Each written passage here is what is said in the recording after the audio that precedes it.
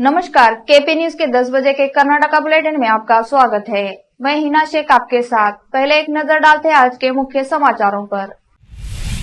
बीदर में राष्ट्रीय मार्ग 50 के रिंग रोड का उद्घाटन।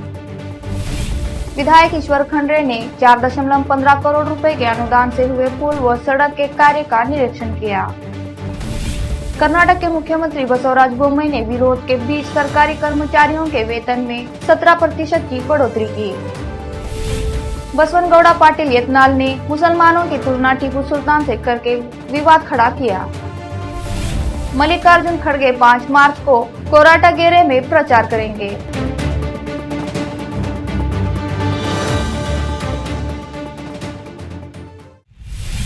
समाचारों का सिलसिला शुरू करते हुए देखते हैं समाचार विस्तार से। पहले देखते हैं स्थानीय समाचार। बीदर में राष्ट्रीय मार्ग 50 के रिंग रोड का उद्घाटन केंद्रीय उर्वरक राज्य मंत्री भगवंत खोबा ने किया। इस अवसर पर मंत्री ने एक खुली वाहन में नई सड़क पर यात्रा की। इस मौके पर बीदर के विधायक रहीम खान, कर्नाटक हज समिति के अध्यक्ष रऊफुद्दीन कचेरीवाला, BUD-1 अध्यक्ष बाबूवाली सहित भाजपा के अन्य नेता आदि उपस्थित थे। विशेष संवाददाता की रिपोर्ट। विधायक ईश्वर खंड्रे ने 4.15 करोड़ रुपए के अनुदान से हुए पुल व सड़क के कार्य का निरीक्षण किया। विधायक श्री ईश्वर खंड्रे ने करूर न्यू विधानसभा क्षेत्र के एकलासापुरवाड़ी गांव के लगभग 10 अन्य गांवों की जनता को लाभान्वित करने के लिए विशेष ध्यान रखते हुए 4.15 करोड़ रुपए का अनुदान प्रदान किया है। विधायक ईश्वर खंड्रे ने अधिकारियों की टीम के साथ निर्माण स्थान का दौरा किया, जहां पुल का काम चल रहा था और उसका निरीक्षण किया और जल्द से जल्द काम पूरा करने के निर्देश दिए। इस मौके पर ग्राम के नेता आदि उपस्थित थे। विशेष संवाददाता की रिपोर्ट। बसव कल्याण के कांग्रेस नेताओं आकाशी आनंद देव अप्पा ने दिल्ली में कांग्रेस के राष्ट्रीय अध्यक्ष मल्लिकार्जुन खड़गे से मुलाकात की। विशेष संवाददाता की रिपोर्ट। अब देखते हैं राज्य के अन्य समाचार।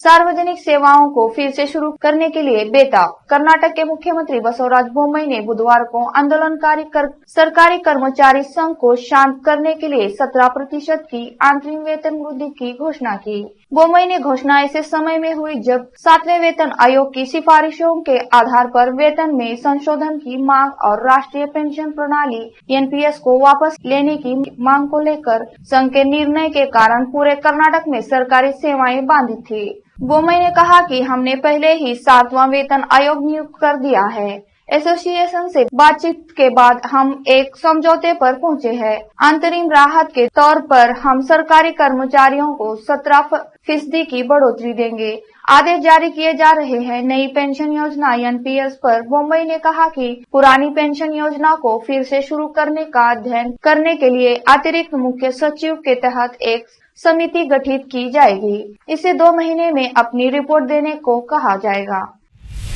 कर्नाटक में विधानसभा चुनाव से पहले टीपू सुल्तान पर विवाद के बीच बीजेपी विधायक बसवनगौड़ा पाटिल यत्नाल के बयान से नया विवाद शुरू हो गया है।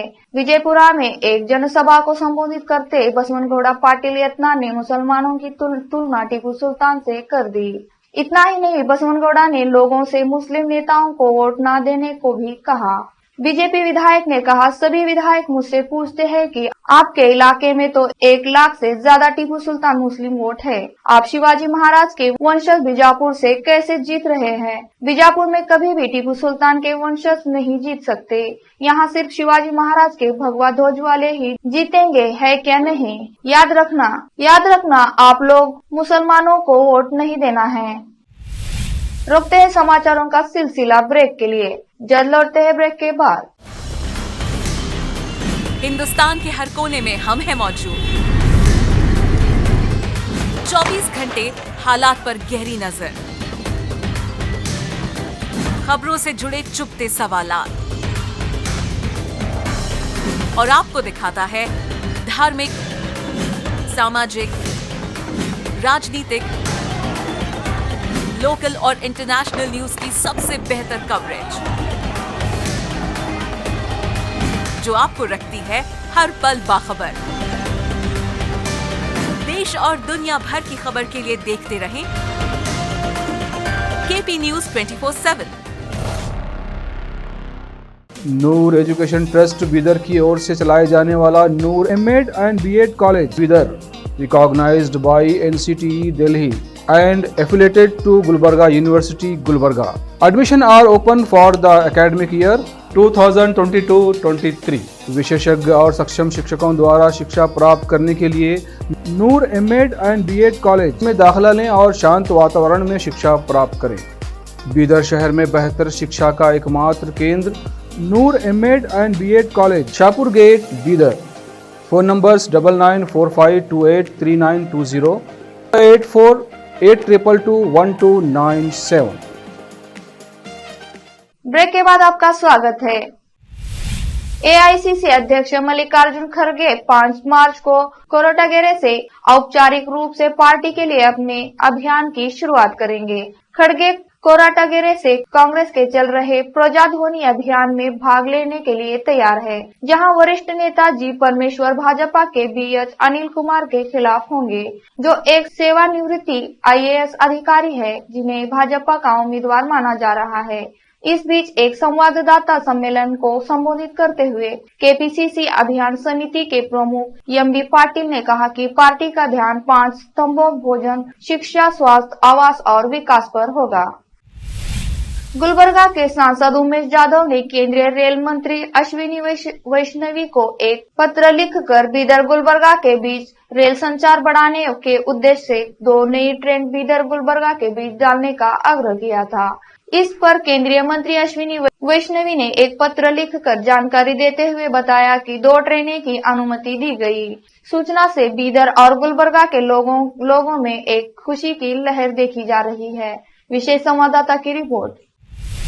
पशुपालन मंत्री प्रभु चौहान ने कांग्रेस पार्टी के बार के दावों पर खड़ी आपत्ति जताते हुए कहा कि अगर पार्टी सत्ता में आती है तो कर्नाटक गौ हत्या निषेध अधिनियम को रद्द कर दिया जाएगा। यहां भाजपा के राज्य मुख्यालय में एक संवाददाता सम्मेलन को संबोधित करते हुए चौहान ने तर्क दिया कि कर्नाटक गौ हत्या निषेध अधिनियम के साथ भाजपा ने न केवल राज्य में गायों की रक्षा की, बल्कि देश की समृद्धिहीन परंपराओं की भी रक्षा की। उन्होंने कहा, हालांकि कांग्रेस पार्टी और उसके नेताओं की रुचि हमारे गायों और संस्कृति का वध होते देखने में अधिक है। मंत्री ने कहा कि राज्य और केंद्र सरकारों ने राज्य में कई हजार मवेशियों को गांठदार त्वचा रोग से बचाने के लिए उनका टीकाकरण करने के लिए मिलकर काम किया। आईएएस अधिकारी रोहिणी सिंधूरी ने आईपीएस अधिकारी डी रूपा के खिलाफ एक आपराधिक मानहानि का मुकदमा दायर किया है, जिसमें हर्जाना के रूप में 1 करोड़ रुपए की मामूली राशि मांगी गई है। एक मजिस्ट्रेट अदालत ने मामले को आगे की सुनवाई के लिए 3 मार्च 2023 को पोस्ट किया है। मानहानि के मुकदमे में सिंधूरी ने कहा कि विशेष धारणा के बावजूद रूपा फेसबुक पर अपने पोस्ट जारी रखे हुए है और उन पर व्यक्तिगत आरोप लगा रही है। वकील ने कहा कि आईपीएस अधिकारी ने सिंधूरी के खिलाफ कुछ निराधार और आधारहीन आरोप लगाए हैं, जिन्होंने मैसूरू और चामराजनगर जिलों के उपायुक्त के रूप में सराहनीय सेवा प्रदान की है। यह आगे कहा गया है कि हालांकि मानहानि कारण पोस्ट टिप्पणियों आरोपों के कारण हुए नुकसान को मापा नहीं जा सकता है और आर्थिक नुकसान के शीर्षक के तहत इसकी मात्रा निर्धारित नहीं की जा सकती है। सिंधूरी ने खुद को 1 करोड़ रुपए के मामूली आंकड़े तक सीमित कर लिया है।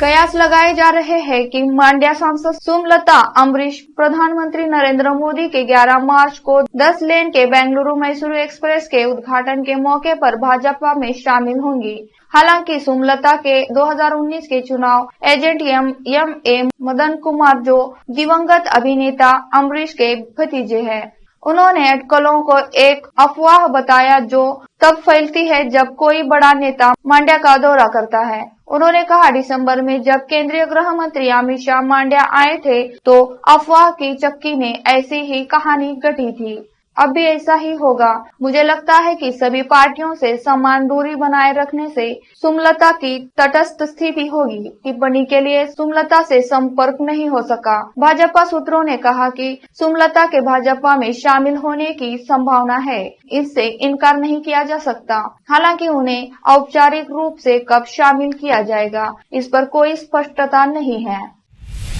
फिर से एक नजर डालते हैं मुख्य समाचारों पर। बीदर में राष्ट्रीय मार्ग 50 के रिंग रोड का उद्घाटन। विधायक ईश्वर खंड्रे ने 4.15 करोड़ रुपए के अनुदान से हुए पुल व सड़क के कार्य का निरीक्षण किया।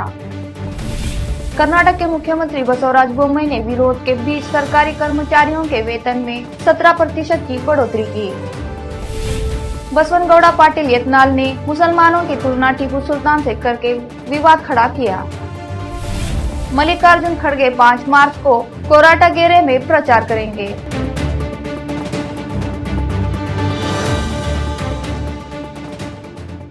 केबी न्यूज के कर्नाटका के बुलेटिन में आज इतना ही। अन्य समाचारों के लिए जुड़े रहे हमारे चैनल से। धन्यवाद।